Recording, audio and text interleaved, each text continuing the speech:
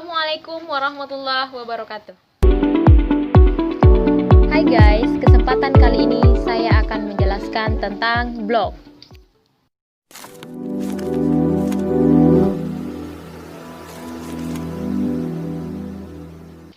Blog, menurut Kamus Besar Bahasa Indonesia, blog adalah catatan harian atau jurnal pribadi di internet yang bisa diakses oleh siapa saja. Kemudian apabila kita meninjaunya secara harfiah, blog bisa didefinisikan sebagai catatan harian yang ditulis dan dipublikasikan di internet.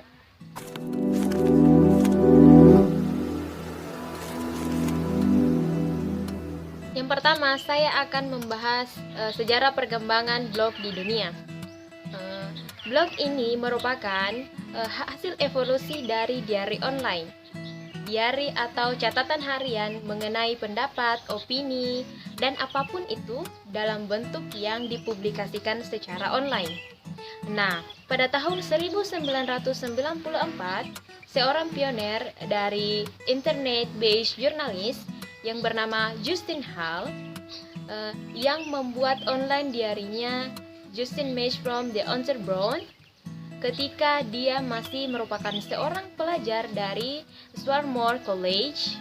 Kala itu, blog atau ketika itu bernama online diary, pada umumnya merupakan website yang berisi kumpulan link menuju halaman web lain yang disertai komentar dan opini pemilik online diary mengenai halaman dari tujuan link tersebut.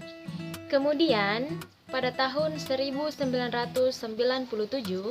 John Berger, seorang programmer yang juga mengelola website online diary atau Robot Wisdom, menciptakan istilah weblog yang diambil dari kata logging the web.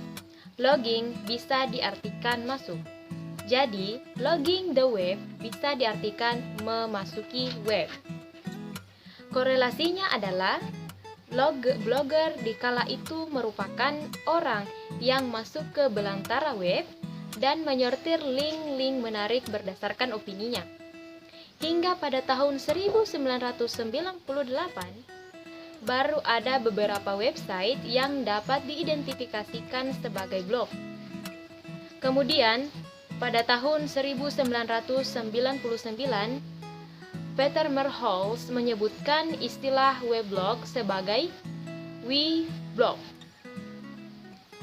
Hingga akhirnya dibuat pendek menjadi blog saja. Orang yang mengelola blog kemudian disebut dengan blogger. Dari titik itulah semuanya berubah. Semakin hari, semakin banyak yang membuat blog. Pertumbuhan blog menjadi semakin signifikan ketika Pitas merilis blogger.com pada Juli 1999. Blogger.com merupakan web service yang memungkinkan orang yang bahkan tidak memiliki kemampuan HTML sekalipun mampu menciptakan dan mengelola blog. Kemudian pada tahun 2003 menjadi tahun perkembangan blog secara pesat, karena pada tahun ini Google akhirnya mengakuisisi blog dari Fairlabs yang merupakan blogger sebelumnya. Pada tahun ini pula muncullah blogger yaitu WordPress, saingan blogger yaitu WordPress. Kemudian di tahun 2018, perkembangan pesat terjadi pada WordPress yang merajai dunia blogger. Hampir 50% dari blogger menggunakan WordPress, sedangkan blogger hanya digunakan oleh 2% saja di penulis blog. Kemudian WordPress mengembangkan platformnya yang menjanjikan seperti website fisik dan hingga toko online. Kemudian kita masuk di sejarah perkembangan negara Indonesia. Generasi blogger terbagi atas 3, generasi awal, generasi kedua, dan generasi ketiga. Di generasi awal di tahun 1998 sampai dengan tahun 2001, para generasi awal ini biasanya orang-orang menulis blog dengan tema jurnal pribadi. mereka berkumpul pada search engine msn.or.id yang sekarang sudah tidak beroperasi lagi. Para blogger generasi pertama ini menggunakan tools dari livejournal.com ataupun blogger.com. Kemudian di generasi kedua, pada tahun 2001 sampai tahun 2002, pada periode ini mulai bermunculan komunitas-komunitas blogger di Indonesia. Ada komunitas Blogbus, Angkringan, bbv.or.id, dan Numpang Lenong, dan masih banyak lagi. Isi dari blog masih berkutat pada jurnal pribadi saja. Jumlah blogger pada periode ini meningkat pesat. Tools yang mereka gunakan adalah blogger.com. Apa lagi? Kemudian di generasi ketiga, yaitu tahun 2004 sampai sekarang, generasi ketiga ini bisa dibilang lebih modern dan lebih menguasai teknologi dibandingkan dengan dua generasi awal sebelumnya. Tema blog pun sudah bergeser dari jurnal pribadi menjadi tema umum yang banyak dicari oleh banyak pengguna internet. Generasi ketiga ini umumnya menggunakan tools dari WordPress maupun dari Blogspot.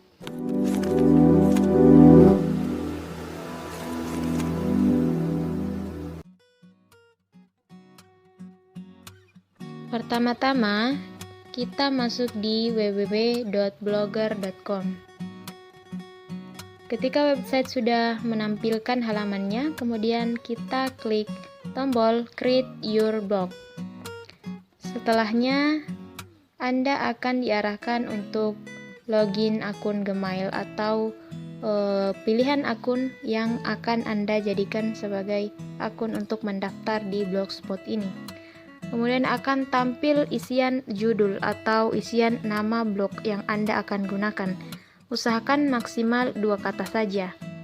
Jika ini blog pribadi, sebaiknya gunakan nama, bisa nama asli atau nama panggilan. Misalnya Rara Mutiara. Kemudian jika sudah mantap, kemudian klik berikutnya. Kemudian akan tampil pilihan URL untuk blog Anda.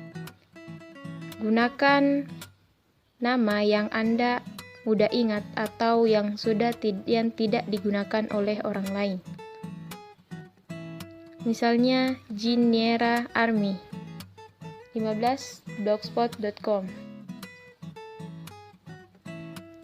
Kemudian klik berikutnya.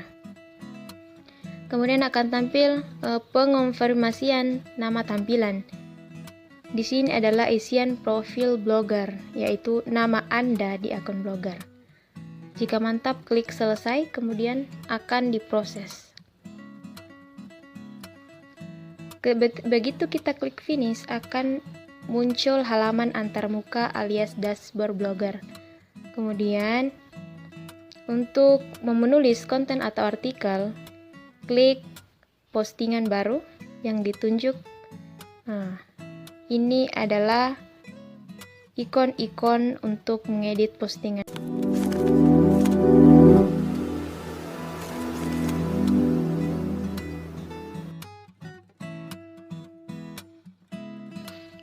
Pertama-tama kita masuk di www.wordpress.com. Kemudian akan muncul tampilan halaman seperti ini. Kemudian kita klik Start Your Website. Setelah itu akan muncul tampilan pembuatan akun WordPress. Kita harus mengisi setiap kotak yang ada seperti ini. Di sini ada 3 kotak, ada email, username, dan password yang akan kita gunakan. Setelah itu kita klik create your account. Setelah itu masukkan nama domain pilihan kita. Jika nama domain kita lebih daripada 2 kata, pastikan tidak ada jarak di antara kata tersebut. Terus selepas kita memasukkan nama domain kita, pilihan akan keluar pada bagian bawahnya. Pilihlah yang gratis atau free. Untuk pilihan gratis ini terdapat tambahan .wordpress.com pada akhir domain kita. Setelah itu, kita klik Start with Free untuk meneruskannya.